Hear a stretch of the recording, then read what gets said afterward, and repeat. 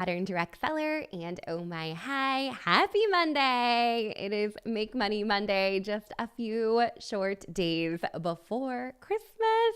So I have pre-recorded this. I'm not like live today. I always feel like I need to be transparent about that. But nonetheless, I am with you in spirit. I might just be baking some Christmas cookies and not glammed up. So I am first off wanting to wish you a very happy holiday season. It is such a treat to go live every Monday. I can't even tell you how many Mondays in a row we have done this to share a money-making tip to help you grow your biz faster. I am excited in 2026 to maybe give our Make Money Mondays a little bit of a refresh. They're not going anywhere, but I am really excited to kind of mix things up and freshen things up for the new year. So stay tuned over the next couple of weeks to better see what that looks like. And I also just want to recognize that for a lot of people, the next couple of weeks are a little bit of downtime. And you all worked your tail off for the holidays. I know that. I saw you hustling and popping up at events and putting together gift solutions for people and serving your customers in the very best way possible. We had a ton of fun at our 2026 planning session, looking back on 2025 and reflecting all of the big accomplishments this year. So if you missed that, there is a replay for it. We would love for you to check it out, maybe during a little bit of downtime or break from your usual schedule, or maybe even while traveling, you can tune in and listen into that. We also have some really fun podcast episodes coming your way with some predictions for 2026. You'll also hear from me and Jeremy coming next week on our year-end wrap-up and reflection. We're gonna show the good, the bad, the ugly, all the things, which I think is always interesting to hear what worked, what didn't work, what we're gonna do more of, what we're gonna do less of. So if you're enjoying this time or downtime for yourself a little bit, you definitely deserve it, and know that there's some good things coming to you in the new year. We cannot wait for 2026. So in this kind of in-between space, a week or week and a half between, I mean, it's not quite Christmas yet, but I know for many, people are on their way. They're hosting parties, they're getting gifts wrapped, they're not in the same day-to-day normal hustle mode that you might be in.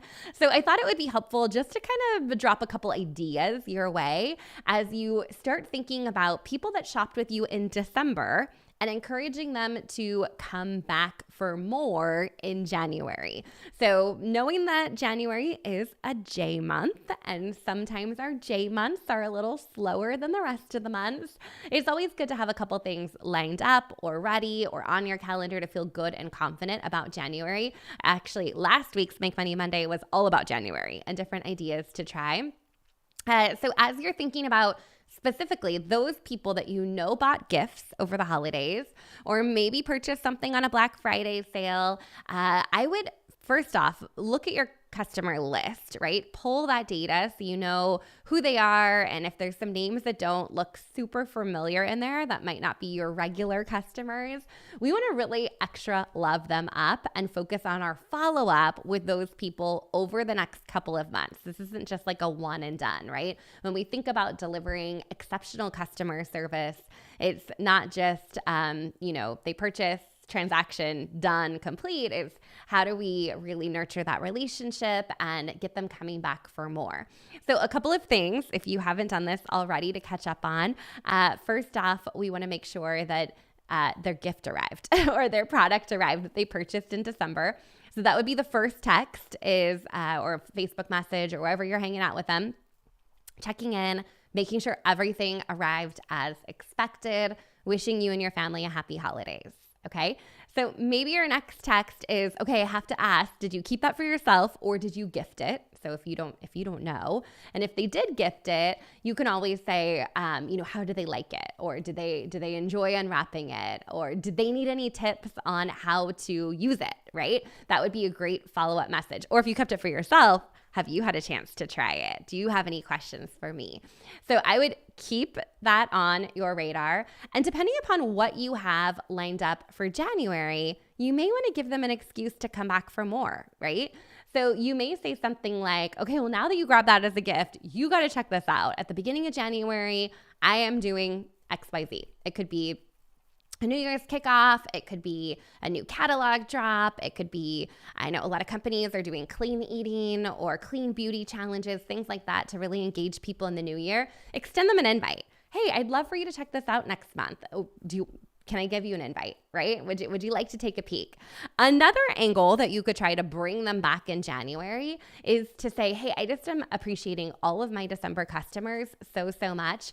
I would love to offer you $5 off your next order of $40 or more when you shop with me in January. Give them a deadline, because otherwise they'll come back to you 3 years from now asking for their $5, right? And just tell them, hey, message me when you're ready to order and I'll get you taken care of and take that $5 off your order. So it's just another touch point, another excuse to reach out and support them, and also check in on the products they ordered, see how they like it, and then invite them to come back. Especially if you have a consumable product and there's a reorder that should be coming up at some point in January or maybe even into February. This is a great way to get people back in the door.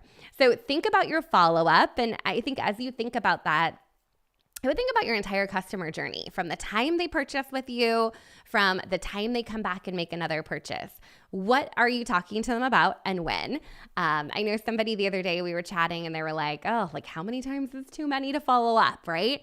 And I think if you're following up with good intention, right? Of, hey, how did you like your item? Have you tried the item? What do you think of the item? I think you can have multiple touch points, even if you are getting a little ghosted.